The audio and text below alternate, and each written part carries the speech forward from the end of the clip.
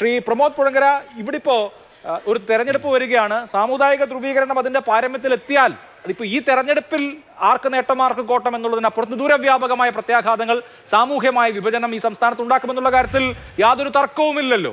അപ്പോൾ വെള്ളാപ്പള്ളി നടേശൻ പറയുന്നത് അദ്ദേഹത്തിന്റെ മാത്രം ഐഡിയയും ബാക്കിയുള്ളവരെല്ലാം നിഷ്കളങ്കരാവുകയും ചെയ്യുക എന്നൊരു സാധ്യത അത് നമുക്ക് വിശ്വസിക്കാൻ കഴിയുന്നതാണോ?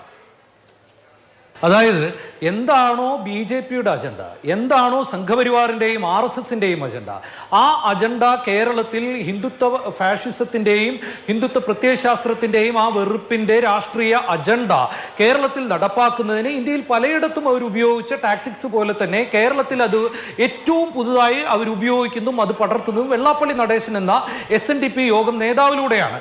അത് വളരെ കൃത്യമാണ്. ഒരു സവർണ ഹിന്ദുത്വത്തിൻ്റെ പ്രത്യയശാസ്ത്ര അജണ്ടയിൽ ശാസ്ത്ര വക്താക്കളിൽ നിന്നും വ്യത്യസ്തമായിട്ട് കേരളത്തിലെ SNDP യോഗം പോലെ കേരളത്തിന്റെ നവോത്ഥാന ചരിത്രത്തിൽ സവിശേഷമായ സ്ഥാനമുള്ള വളരെ പിന്തിരിപ്പനായിട്ടുള്ള ഇടപാടുകളും അവർ ചരിത്രത്തിൽ ഉടനീളം നടത്തിയിട്ടുണ്ട് എന്നുള്ളതിൽ സംശയമൊന്നുമില്ല.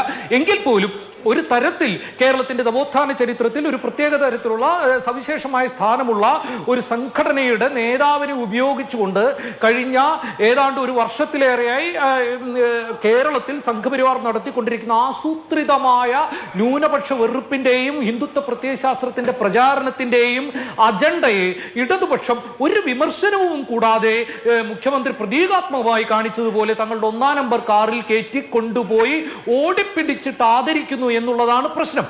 ഇതിൽ നേരത്തെ ഇവിടെ പറഞ്ഞ അതുകൊണ്ടാണ് വെള്ളാപ്പള്ളി നടേശനുള്ള അതേ ആകുലത സംഘപരിവാറിനുള്ളത്, സംഘപരിവാറിനുള്ള അതേ ആകുലത CPIM-നുള്ളത്. അതായത് തങ്ങളല്ലാതെ ആരെങ്കിലും വന്നാൽ BJP പറയുന്നത് ഞങ്ങൾ എന്തായാലും ഒരുപക്ഷെ വരാൻ സാധ്യതയില്ല, പക്ഷെ ഞങ്ങളല്ലാതെ UDF മറ്റോ വന്നു കഴിഞ്ഞാൽ ഇവിടെ ആകെ ന്യൂനപക്ഷ ഭരണമായി മാറും, ന്യൂനപക്ഷങ്ങളാകും. ന്യൂനപക്ഷം എന്ന് പറയുമ്പോൾ മുസ്ലിങ്ങൾ എന്നാണല്ലോ അവർ ഉദ്ദേശിക്കുന്നത്. നമുക്കറിയാം അതിന്റെ പ്രായോഗികമായ രീതിയിൽ മുസ്ലിങ്ങളുടെ ഭരണമാകും. അതുകൊണ്ട് അവർ വന്നുകൂടാ, അതുകൊണ്ട് ഞങ്ങൾ പ്രിഫർ ചെയ്യുന്നത് CPIM-നെയാണെന്ന് BJP പ്രതിനിധി പറയാതെ പറഞ്ഞു വയ്ക്കുമ്പോൾ നമ്മുടെ മുമ്പിൽ നമ്മളിപ്പോൾ കാണുന്ന പോലെ ഏറ്റവും വലിയ അപകടം എന്ന് പറയുന്നത് BJP-യും CPM-ഉം തമ്മിൽ അടുത്ത നിയമസഭാ തെരഞ്ഞെടുപ്പിന് വേണ്ടി ഒരു അൺസെന്റ് കോൺട്രാക്ട് ഉണ്ടാക്കുന്നു എന്നുള്ളത് കേരളത്തിലെ ജനാധിപത്യ മതേതര പൗരസമൂഹത്തിന്റെ വലിയ ആശങ്കയായി മാറുകയാണ്. അതുകൊണ്ടാണ് മലപ്പുറം ഹിന്ദുക്കൾക്ക് ജീവിക്കാനും ശുദ്ധമായി ശ്വസിക്കാനും പറ്റാത്ത സ്ഥലമാണെന്നും കേരളത്തിലെ എല്ലാ അവകാശങ്ങളിലും ന്യൂനപക്ഷങ്ങൾ എടുക്കുകയാണെന്നും ഈ ഹിന്ദുക്കളുടെ മുകളിൽ ന്യൂനപക്ഷം കുതിര കയറുകയാണെന്നുള്ള മട്ടിലുള്ള അതിതീവ്രമായ സംഘപരിവാർ നേതാക്കൾ പോലും പറയാത്ത തരത്തിലുള്ള വർഗീയ പ്രസ്താവനകൾ പുറത്തു പറയുന്ന, വിഷം വമിപ്പിക്കുന്ന പ്രസ്താവനകൾ പുറത്തു പറയുന്ന വർഗീയതയുടെ അധമ വ്യാപാരിയായി മാറിയ വെള്ളാപ്പള്ളി നടേശനെ പിണറായി വിജയൻ ഒരു വിമർശനവും കൂടാതെ ആദരിക്കുന്നത്. ഇവരുടെ മന്ത്രിമാർ തിരുവനന്തപുരം തൊട്ട് കാസർഗോഡ് വരെ പിടിച്ചാദരിച്ചുകൊണ്ടിരിക്കുകയാണ്.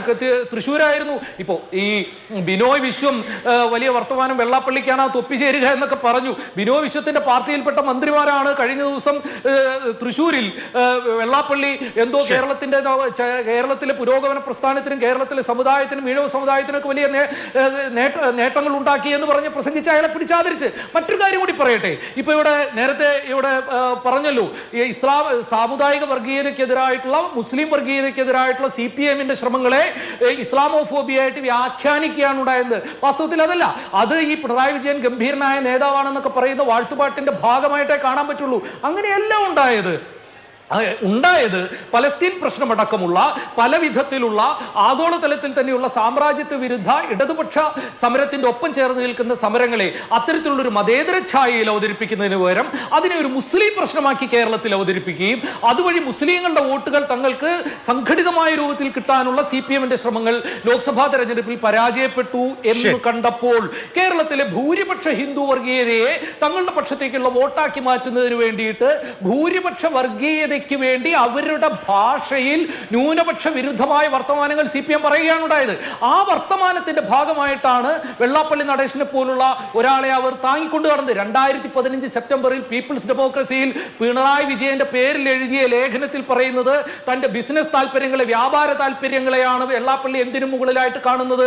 അയാളാണ് ശ്രീനാരായണ ഗുരുവിനും കുമാരനാശാന്റെയും വഴിയിൽ ഇപ്പൊ SNDP യോഗത്തെ നയിക്കുന്നത് എന്നുള്ളത് അപമാനകരമായ ഒരു കാര്യമാണ്. അമിത്ഷായുടെയും തൊഗാഡിയ പിണറായിയുടെയും ഒക്കെ ഗൂഢാലോചന നടത്തി കേരളത്തിന്റെ മതേതരത്വത്തെ തകർക്കുകയാണ് എന്ന് പറഞ്ഞ വെള്ളാപ്പള്ളിയെ പിണറായി വിജയൻ ഇപ്പോൾ മഹത്വമാർന്ന ശ്രീനാരായണ ഗുരു സന്ദേശത്തിന്റെ പ്രവാചകനായിട്ട് പ്രഘോഷണം നടത്തുന്നത് ഭൂരിപക്ഷ വർഗീയതയുടെ കൂടെ നിന്നുകൊണ്ട് തങ്ങൾക്ക് തെരഞ്ഞെടുപ്പിൽ നേട്ടമുണ്ടാക്കുന്ന പരിപാടി നടത്തുന്നതിനാണ്.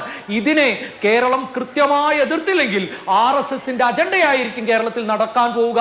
അതുകൊണ്ടാണ് ഇവിടെ BJP പ്രതിനിധി തങ്ങൾ അല്ലെങ്കിൽ CPIM എന്ന് പറഞ്ഞതെന്ന് കേരളത്തിന്റെ മതേതര സമൂഹം ഒരു ഞെട്ടലോടുകൂടിയാണ് കേൾക്കേണ്ടത്. ശരി.